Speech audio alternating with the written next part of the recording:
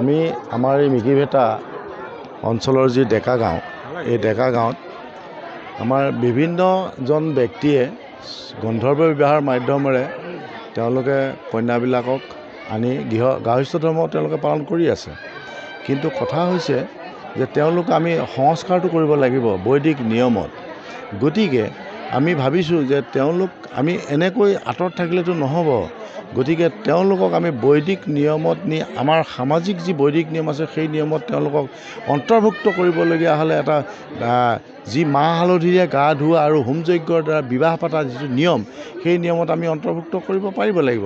সেই উদ্দেশ্যে আমি যোৱা বছৰ তাৰ আগৰ বছৰ আমি প্ৰায় 14 যোৰা মানে দম্পতীক আমি বিবাহ পাশত আবদ্ধ কৰিলোঁ এনেকৈ বৈদিক নিয়মত। এইবাৰ আমি মনস্থ কৰিলোঁ এইবাৰ 12 যোৰা দম্পতীক আমি অন্তৰ্ভুক্ত কৰি আমি বৈদিক নিয়মত আমাৰ পুৰোহিত আমন্ত্ৰণ কৰি আছোঁ।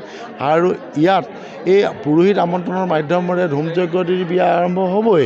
তাৰ উপৰিও আৰু এই কাৰ্যটো শুভাৰম্ভ কৰিবৰ কাৰণে আমি কলিয়াবৰৰ বাংশীধাৰী সত্ৰ ডেকা সত্ৰাধিকাৰ ফণীন্দ্ৰ গোস্বামী দেৱ ডাঙৰীয়াকো আনি আমি শুভাৰম্ভ কৰিবৰ কাৰণে আমি আগবাঢ়িছোঁ, যাতে আমাৰ যিসকল বিবাহত এতিয়া আবদ্ধ হৈছে সকলোবিলাক বৈদিক নিয়মত, সেই সকলোৱে যাতে এটা গতি পায়।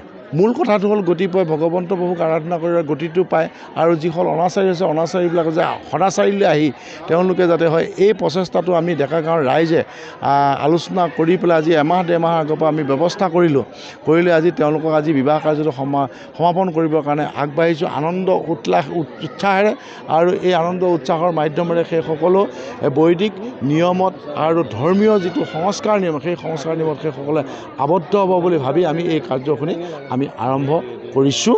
আৰু ইয়াৰ পৰা আমি আমাৰ ডেকা গাঁৱৰ ৰাইজে ধৰ্মীয় ক্ষেত্ৰটোত অগ্ৰণী ভূমিকা গ্ৰহণ কৰিছোঁ বুলি আমি ভাবিলোঁ। ইতিমধ্যে আমাৰ যি মাংগলিক অনুষ্ঠান আমি নিমন্ত্ৰণ কৰি আছিলোঁ, বংশীধাৰী সত্ৰৰ সত্ৰাধিকাৰ সন্মানীয় ফণীন্দ্ৰ কুমাৰ গোস্বামীদেৱক তেখেত উদ্বোধন কৰিলে। আৰু এতিয়া আমাৰ শোভাযাত্ৰা আৰম্ভ হ'ব দৰা পৰিৱেশনৰ কাৰণে। কথা হৈছে কি, এইখন গাঁৱৰ যথেষ্ট সকল লোক একে কৃষিজীৱী আৰু বৰ দৰিদ্ৰ। বহুত আমাৰ দৰা যিসকল বিবাহ পাশত আবদ্ধ হৈ আছিল তেওঁলোকে বহুত দিন ধৰি এই বৈদিক নিয়মত আমাৰ যি নীতি নিয়ম সেইবিলাক কৰিবৰ কাৰণে তেওঁলোকে অপাৰগ হৈ আছিল। গতিকে আমি ৰাইজে আলোচনা কৰি তেখেতসকলক এটা পথ দিবৰ কাৰণে, যে আমাৰ সামাজিক দিশত আগুৱাই যাবৰ কাৰণে তেওঁলোকে সমাজত যাতে এটা সুবিধা পায় তাৰ বাবে তেওঁলোকক আলোচনা কৰি নিম্নতম হেৰিত আমি ৰাইজে আলোচনা কৰি একেবাৰে কম খৰচত আমি তেওঁলোকক এই বিবাহ যিটো কাৰ্য মাংগলিক যি কাৰ্য হ'ব সেই কাৰ্যটো সম্পন্ন কৰিবৰ কাৰণে আমি আগবাঢ়িলোঁ। আৰু ইতিমধ্যে আপোনালোকে গম পাইছে বয়স 42। আজি আনুষ্ঠানিকভাৱে সংস্কাৰযুক্ত হ'ল হয়, আপোনাৰ বিবাহক ৰাজহুৱা স্বীকৃতি প্ৰদান কৰিলে আপোনাৰ অনুভৱ কেনেকুৱা হৈছে? ভালে লাগিছে। বহুত দিনৰ মূৰত এনেকুৱা হ'ব পালোঁ সমাজৰ আগত। বৰ্তমান ভালে। ডেকা আপোনাৰ বয়স? বয়সটো 65।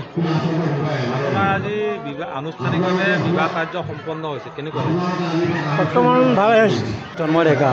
তন্ময় ডেকা। আজি আনুষ্ঠানিকভাৱে তোমালোকৰ মণ্ডলৰ বিবাহক সামাজিক স্বীকৃতি দিলে, কেনেকুৱা লাগিছে? আগতে আপোনাৰ এইটো আগতে এতিয়া বোৱা বিয়া হৈছে সামাজিকভাৱে। আগতে ঘৰত আনি পলুৱাই কৰি আনি থোৱা গৈছিল। এতিয়া মানে সামাজিকভাৱে বিবাহত আবদ্ধ হৈছোঁ। আপোনাৰ সামাজিকভাৱে স্বীকৃতিপ্ৰাপ্ত পাইছে। দায়িত্ব অলপ বাঢ়িছে। কেনেকৈ এতিয়া ঘৰ অলপ হেৰি আহিলোঁ, কাম কাজৰ প্ৰতি অলপ দায়িত্ব সহযোগিতা হ'ব লাগিব।